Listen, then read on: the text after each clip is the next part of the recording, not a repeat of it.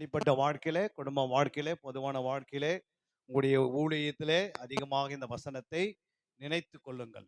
வாசிங்க. கடைசியாக சகோதரரே, உண்மை உள்ளவைகள் எவைகளோ, ஒழுக்கம் உள்ளவைகள் எவைகளோ, நீதி உள்ளவைகள் எவைகளோ, கற்புள்ளவைகள் எவைகளோ, நற்கிருத்தி உள்ளவைகள் எவைகளோ,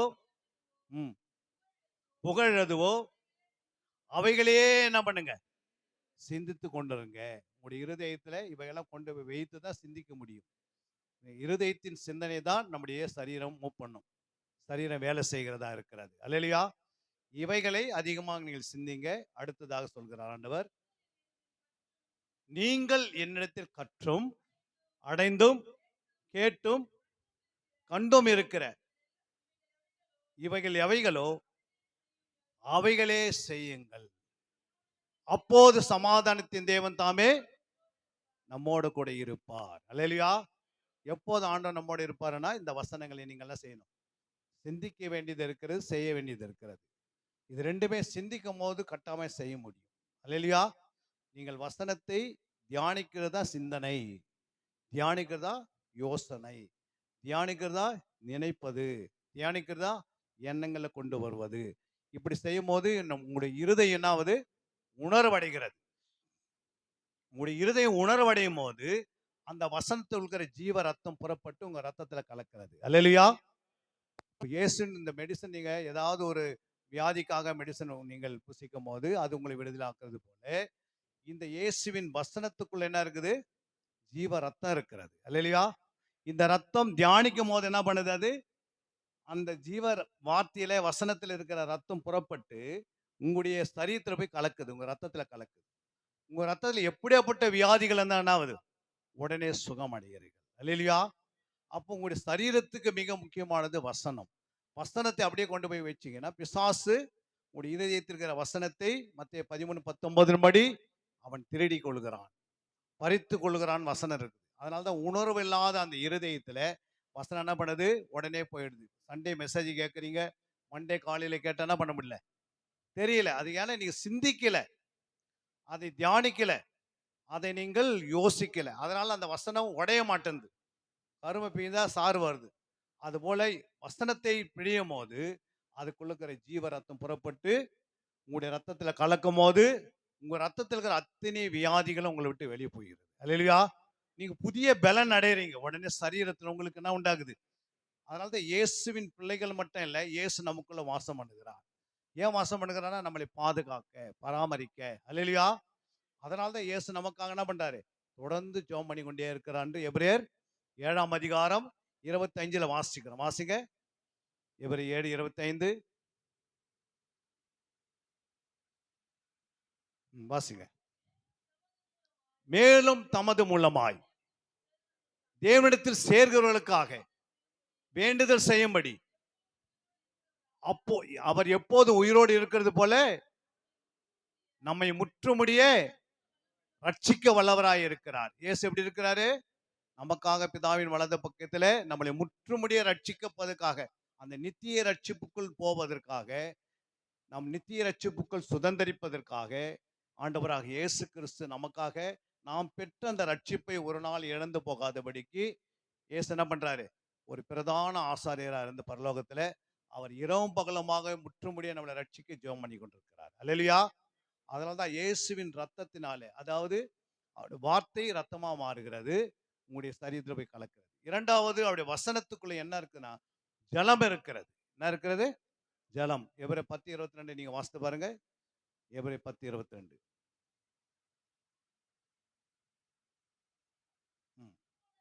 துர்மனசாட்சி நீங்க தெளிக்கப்பட்ட இருதயம் உள்ளவர்களாக, ரத்தத்தால் கழுவப்பட்டவர்களாக, சரீரம் உள்ளவர்களாகவும், உண்மை உள்ள இருதயத்தோடும் விசுவாசத்தின் பூரண நிச்சயத்தோடும் சேர கடவோம். அல்லேலூயா. அவருடைய சுத்த ஜலத்தினால கழுவப்பட வேண்டும். ஏன்னா அவருடைய வார்த்தையிலிருந்து சுத்த ஜலம் உருவாகிறது. அல்லேலூயா. இயேசு கிறிஸ்து வார்த்தையினால தான் உருவாக்கப்பட்டார், பரிசுத்த ஆவியினால உருவாக்கப்பட்டார், ஜலத்தினால் உருவாக்கப்பட்டார். அல்லேலூயா. அதனால தான் நாம் வாசிக்கிறோம் 1 யோவான் 5:9 1 யவன் 5:8 வாசிக்கும் போது பூமியில் சாட்சியிடுகிறவைகள் 3: ரத்தம், ஆவி, ஜலம். இவ் மூன்றும் ஒருமைப்பட்டிருக்கிறது. அப்போ பூமியில எங்க ஆண்டு சாட்சிட்டான சிலுவையில அவர் தன்னுடைய ஆவியை விடுகிறார். அது பிறகு ஒரு விழாவை குத்தப்படும் போது அங்கே ரத்தமும் ஜலமும் வந்தது. அல்லேலூயா. அதனால எபிரேயர் 10:24 சொல்றாரு, அந்த ஜலத்தினால உங்க ஆத்மாவை என்ன செய்யணும்?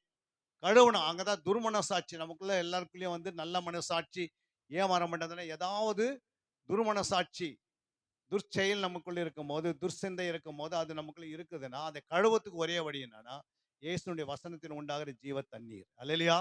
அந்த ஜீவ தண்ணீர், ஜீவ வசனத்தை நீங்கள் தியானிக்கும் போது வசனம் உடைந்து அந்த தண்ணீர் என்னாவது ஜீவ ஊற்று புறப்பட்டு போய் உங்களோட ஆத்மால சேர்கிறது.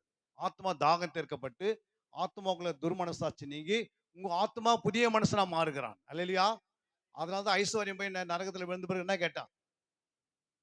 ஐஸ்வர்ய ஒரு சொட்டு தண்ணீர் கேட்டான். ஏன் அப்படின்னா, நீங்க இந்த பூமியில இருக்கும் போது இந்த ஜீவ தண்ணீரை குடிக்கல அப்படின்னா ஒரு நாள் கடைசி நாட்கள்ல நமக்கு தண்ணீர் அங்க கேட்கப்படும். அதனால இங்கே குடிக்கணும், நீங்க வசனத்தை தியானம் பண்ணணும்.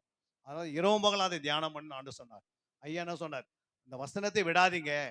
சங்கீதம் 1:1 2ஆம் வசனம் 3ஆம் வசனம் 4ஆம் வசனத்தை என்ன பண்ணுங்க? உங்களுடைய வாழ்க்கையில தினந்தோறும் கடைபிடிக்கணும். அல்லேலூயா. அப்படி கடைபிடிச்சுன்னா உங்களுடைய ஆவி ஆத்மஸ்தரை பாதுகாக்கும். 3வது அவருடைய ஆவியை நம்முடைய ஆவியில கலக்கணும். அல்லேலூயா. அது 1 கொரிந்தியர் 6:14 இருக்கு. வாசிங்க. உங்களுக்குள்ளே இப்படிப்பட்டவர்களாய் இருந்தீர்கள், ஆயினும் கர்த்தராகிய இயேசு கிறிஸ்துவின் நாமத்தினாலும் அவருடைய ஆவியினாலும் கழுவப்பட்டவர்கள், பரிசுத்தமாக்கப்பட்டவர்கள், நீதிமானாக்கப்பட்டிருக்கிறார்கள். அல்லேலூயா. அப்ப ஆவியினால கழுவப்படணும். அது எப்படி? வசனம் ஆவியா இருக்கிறது, ஜீவனா இருக்கிறது. இந்த ஆவியான இந்த வசனத்தை உள்ள வச்சுட்டு வசனத்தை கொண்டு போய் உள்ள வைக்கிறீங்க. அடுப்புல கொண்டு போய் அரிசி தான் போடுறீங்க. அனல் மூட்டினா அது சோறா மாறுது. ஆனா அதே அரிசி சாப்பிட்டு பாருங்க, உங்களுக்கு பலவீனம் வரும். ஆனா வசனத்தை நீங்க உள்ளும் போது கொஞ்சம் கஷ்டமா இருக்கும் தியானம் பண்றதுக்கெல்லாம். ஆனா வசனம் தியானம் பண்ணி உடைஞ்சி அதை ரத்தத்துல கலந்துச்சு, ஆவியில கலந்துச்சுன்னா, ஆத்மால கலந்ததுன்னா உங்களுக்குள் புதிய சுபாவம் வந்துடுது. அல்லேலூயா. மறுரூப சாயல் கிடைக்கிறது. அதனால இந்த வசனத்தை விடாதீங்க. சத்திய வேத ஆராய்ச்சியில நீங்கள் சேர்ந்து படிக்கணும்னு நினைச்சா நீங்க படிங்க. உங்களோட வந்திருக்கிற இந்த பட்டமளிப்பு விழால பங்கு பெறுகிற இந்த பிள்ளைகளோட கேளுங்க. எப்பவுமே ஒவ்வொரு மாதமும் 3ஆம் சனிக்கிழமை நாங்கள் நடத்தி கொண்டு வருகிறோம். இங்கே மட்டும் இல்லை, தமிழ்நாடு ஃபுல்லாக போய் நாங்கள் நடத்திட்டு வரோம். பஞ்சாபில் நடத்துகிற வருகிற ஏப்ரல் மாதம் பஞ்சாபில் அங்கே நாங்கள் கிராஜுவேஷன் கொடுக்குறோம். அல்லேலூயா. அந்தமானில் கொடுக்க போகிறோம். இப்படி பல இடங்களில் போய் நடத்தி கொண்டு வருகிறோம். மாதம் 3 மணி நேரம் தான் கிளாஸ். எவ்வளோ? 3 மணி நேரம். ஒரு மாதத்துக்கு 720 ஹவர்ஸ். இந்த 72 மணி நேரத்தில், ஒரு மாதத்துக்கு 720 மணி நேரத்தில் அதில் எத்தனை மணி நேரம் கொடுக்க போகிறோம் நம்ம? சொல்லுங்க.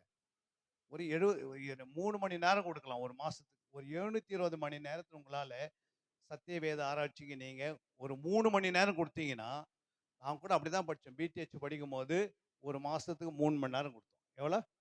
அந்த கிளாஸ் போய் கலந்து கொள்ள. அப்போ ஒரு வருஷத்துக்கு எவ்வளோ கொடுத்துருப்போம்? எவ்வளோமா? ஒரு மாசத்துக்கு 3 மணி நேரம், 36 மணி நேரம் கொடுத்தோம். எத்தனை மணி நேரம்? 3 வருஷத்துக்கு, 2 வருஷத்துக்கு 72 மணி நேரம் கொடுத்துருக்கோம். அப்போ பிடிஹெச்சுக்கு 72 மணி நேரம், எம்டிஹெச்சுக்கு 72 மணி நேரம், அப்புறம் பிஹெச்டிக்கு 3 வருஷம் சொன்னாங்க. அப்போ 3 வருஷத்துக்கு எத்தனை மணி நேரம்? கணக்கு போட்டு பாருங்க. 72 36 கணக்கு போட்டு எவ்வளோ வருது?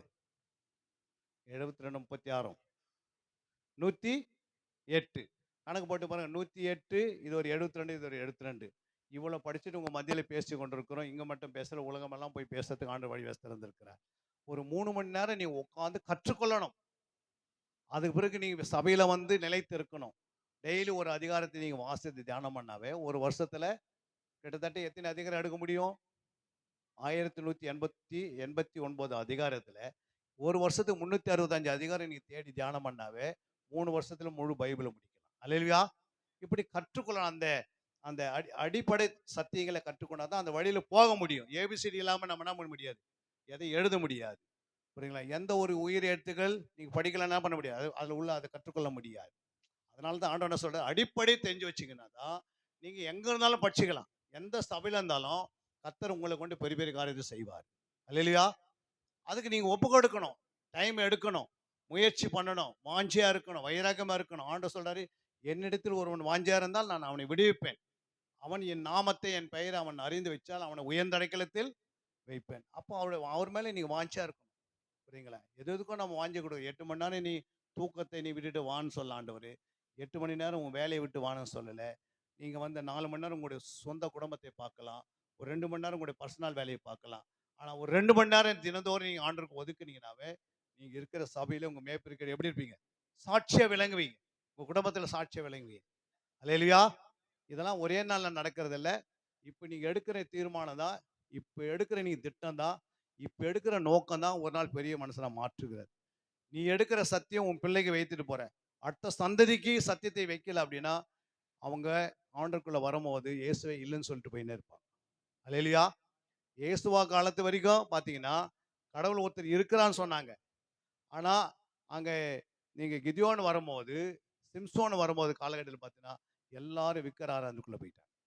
யோசித்து பாருங்க. எல்லா விக்கிரத்தை அழிச்சவர் யோசுவா. ஆனால் அதுக்கு பிறகு வந்தவங்க பார்த்தீங்கன்னா யாருமே அழிக்கலை. நமக்குள்ள இருக்கிற பாவத்தை நம்ம அழிக்கிறோம். ஆனால் நம்முடைய பின்னாடி வர பிள்ளைங்களுக்கு பாவம் அழிக்கணும்னு தெரியாது. ஏன்னா அவங்களுக்கு நம்ம எந்த ஒரு அந்த தலைமுறைக்கு என்ன பண்ணல, சத்தியத்தை சொல்லி தரல. உங்க வாழ்க்கையில சொல்லி தந்தா உங்க அடுத்த சந்ததியை நீங்க பார்க்க முடியும். அடுத்த சந்ததி நீங்க பார்க்க முடியும். ஒவ்வொரு சந்ததிக்கு நீ சேர்த்து வைக்கிறது எது பொக்கிஷம்? அவனுடைய வசனம் தான் பொக்கிஷம். அல்லேலூயா. இந்த எது சேர்த்து வைக்கிறீங்களோ இல்லையோ, உங்க பிள்ளைங்களுக்கு நல்ல வசனத்தை கற்றுக் கொடுங்க, சத்தியத்தை கற்றுக் கொடுங்க, தியானிக்க கற்றுக் கொடுங்க. அந்த பிள்ளை எந்த நாட்டுக்கு போனாலும் கெட்டு விடாது. அல்லேலூயா. கர்த்தரே அந்த பிள்ளையை பாதுகாப்பார். அல்லேலூயா. ஏன்னா வசனம் தான் ஒரு மனுஷனை பாதுகாக்க தவிர நம்ம கூடவே அந்த பாதுகாக்க முடியாது. புரியுதுங்களா? வசனத்தை நீங்கள் கற்றுக் கொடுங்க. நீங்க படிக்கிறது பிள்ளைங்களுக்கு கற்றுக் கொடுங்க. இதுதான் நம்ம சேர்த்து வைக்கிற பெரிய பொக்கிஷம். அல்லேலூயா. எத்தனை பேருக்கு இன்னைக்கு புரிஞ்சது? கர்த்தருடைய நாமம் மகிமைப்படுது. கரங்களை தட்டி நாம் தேவனுடைய நாமத்தை மகிமைப்படுத்தலாம். இப்போது நேரடியாக நாம் கிராஜுவேஷன் போய்விடலாம். 15 நிமிஷத்தில் நாம் எல்லாத்தையும் முடித்து ஜெபம் பண்ணி 5 மணிக்கு நாம் வெளியே போகிறோம். அல்லேலூயா. அதனால் எல்லாம் எழுந்து நின்று நாம் ஜெபம் பண்ணி இதை ஆரம்பிக்க போகிறோம். நம் மத்தியில் அருமையான ஐயா அவர்கள் வந்து, பிரபையா அவர்கள் வந்து, பாஸ்டர் பிரபையா வந்து ஜெபம் பண்ணுவார் இந்த காரியத்துக்காக.